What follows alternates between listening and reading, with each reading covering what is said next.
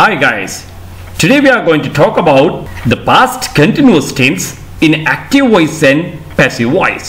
From this video, you can learn how it is used in our day-to-day conversations. So please keep listening until the end of the program.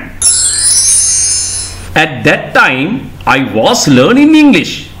At that time, ඒ වෙලාවේ I was learning English. මම ඉංග්‍රීසි ඉගෙන ගනිමින් හිටියා. යම් මොහොතකදී යම් දෙයක් කරමින් හිටියා. At that time, ඒ වෙලාවේ. At that time, ඒ වෙලාවේ. That time පමණක් පාවිච්චි කළොත් at කියන preposition එක එහෙම නැත්නම් නිපාත පදේ නැතුව පාවිච්චි කළොත් අර්ථය වෙනස් වෙන බව හොඳින් මතක තියාගෙන ඉන්න ඕනි.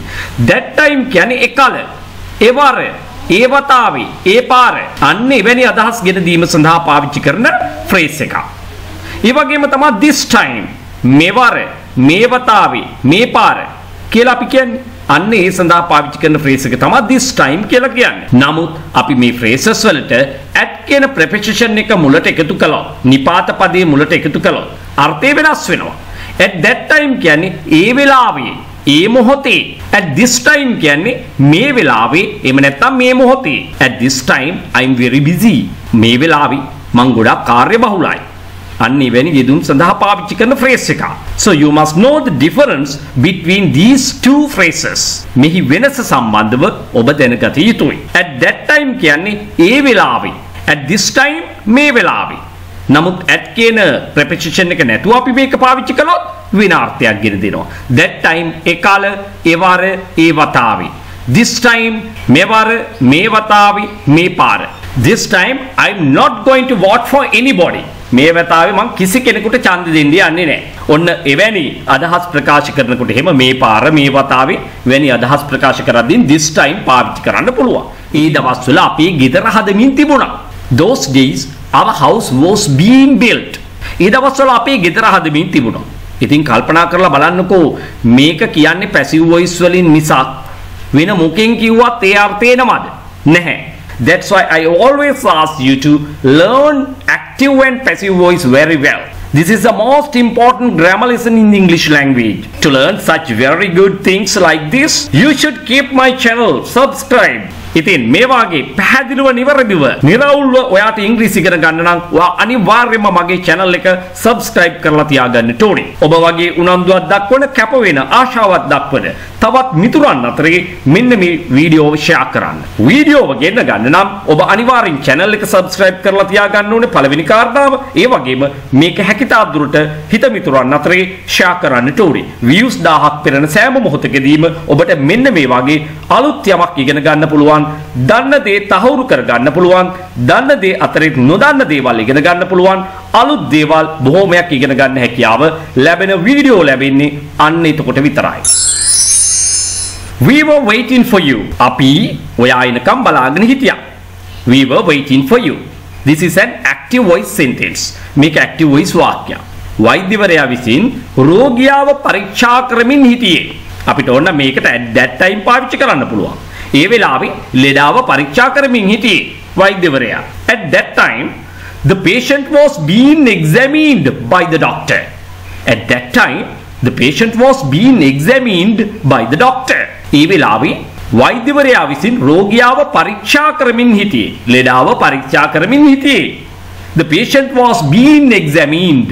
Here also we have used the past continuous tense in the passive form. They were playing cricket. ඒගොල්ලෝ cricket සෙල්ලම් කරමින් හිටියා. The cricket match was being played when it started to rain. The cricket match එක was being played. Passive voice. සෙල්ලම් කරමින් තිබුණා. cricket match එක සෙල්ලම් කරමින් තිබුණේ. cricket තරඟය පැවැත්වෙමින් නැත්නම් තරඟ කරමින් සෙල්ලම් කරමින් තිබුණේ.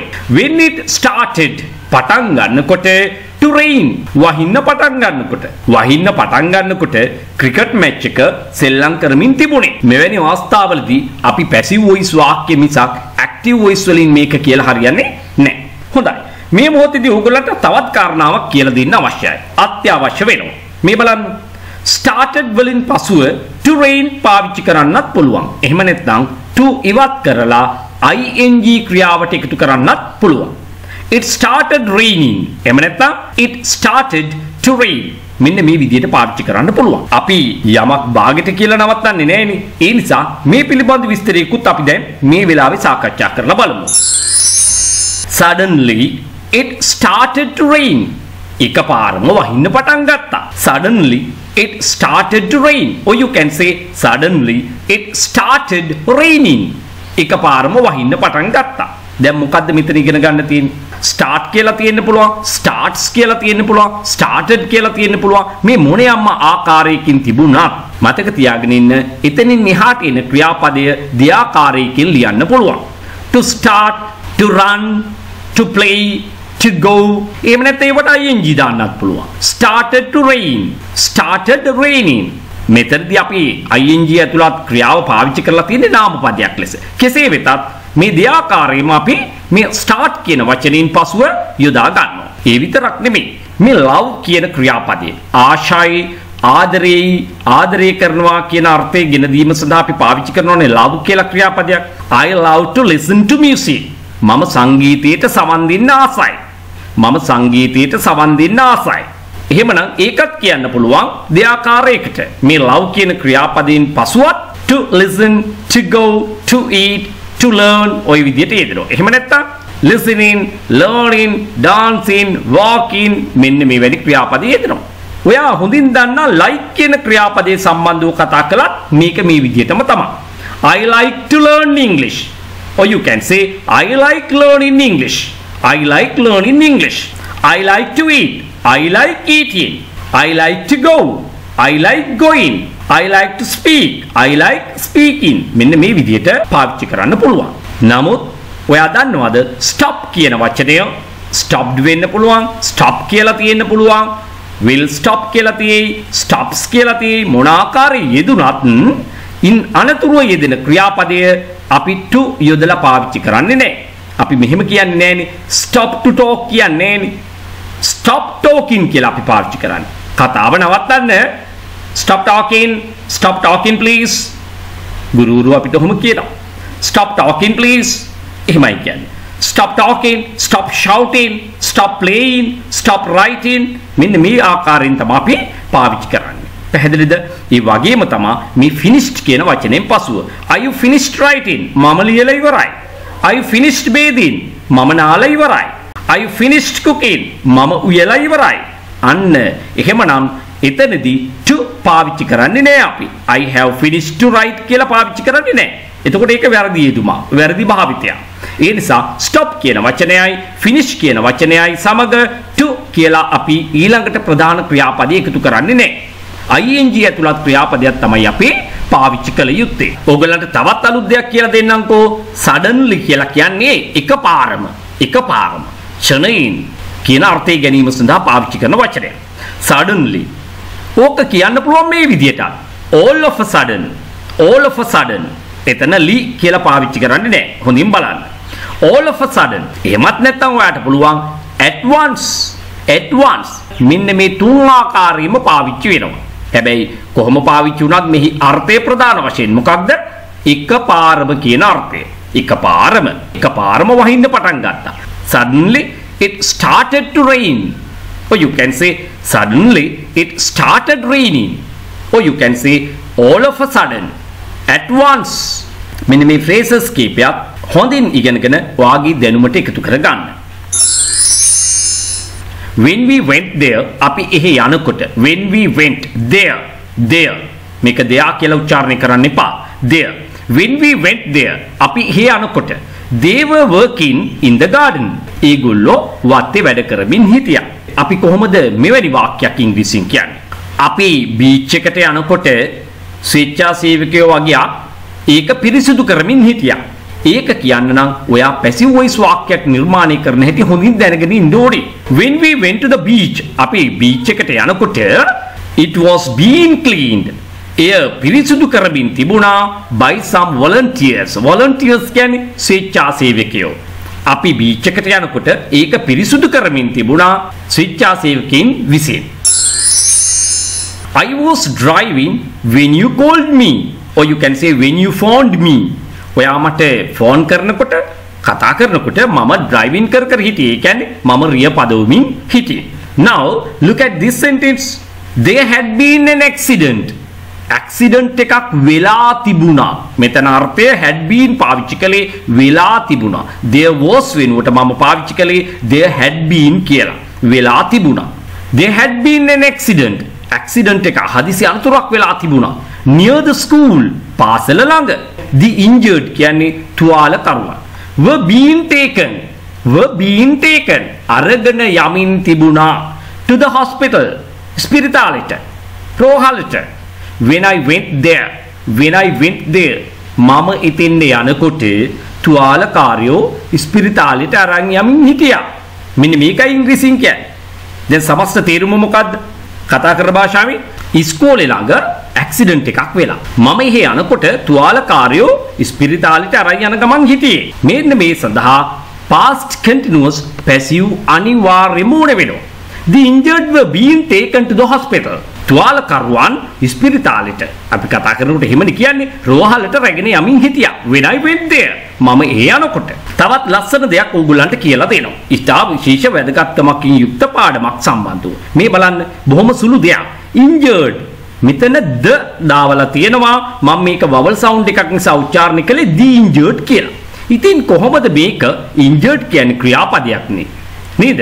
injured. ඉතින් ඒකට ද දාලා මේ මොකක්ද කරලා තියෙන්නේ කියන එක ගැන කියලා දෙන්නයි මේ සූදානම.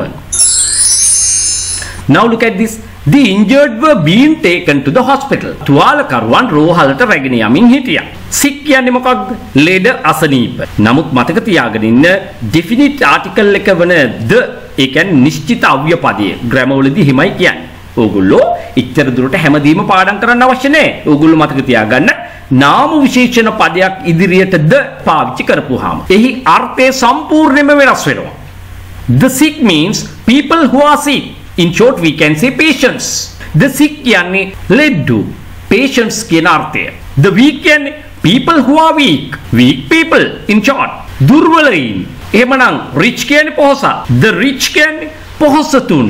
එහෙමනම් the poor කියන්නේ දුප්පතුන්. The educated කියන්නේ උගතුන්. මෙතනදී දී කියලා ශබ්ද කරන්නේ vowel sound එකක් තියෙන නිසා. එතකොට ඇයි මේක ක්‍රියාපදයක් නේ? මේකත් අපි ඉගෙන ගන්න එපා. Educate, educated, educated. Write, wrote, written. Give, gave, given. Break, broke, broken. ක්‍රියාවක past participle form එකත් නාම විශේෂණ ලෙස ඉංග්‍රීසි භාෂාවේ භාවිතා කරනවා. එය ක්‍රියාපදයක් සේ පමණක් නෙවෙයි අනිවාර්යයෙන්ම adjective එකක් ලෙසත් පාවිච්චි කරනවා. So you should know that the past participle form of the verb can be used as an adjective. Not only that, even the present participle, I mean ing form, is also can be used as an adjective. For an example, we can say incoming calls, outgoing calls, cooking oil, washing powder, washing machine, writing book, reading book, drawing book. ක්‍රියාවකට ing එකතු කළාට පස්සේදීත් ඒ ing ස්වරූපයට අපි කියන present participle එකක් කියලා. present participle form of the verb. ක්‍රියාවේ present participle form එක. මෙන්න මේකත් පාවිච්චි කරනවා ඉංග්‍රීසි භාෂාවේ නාම විශේෂණ ලෙස. ඒ වගේම ඔබ දැනගත යුතුයි past participle form එක. educated, written, drawn, given මෙන්න මෙවැනි පදත් නාම විශේෂණසේ ඉංග්‍රීසි පාවිච්චි කරනවා.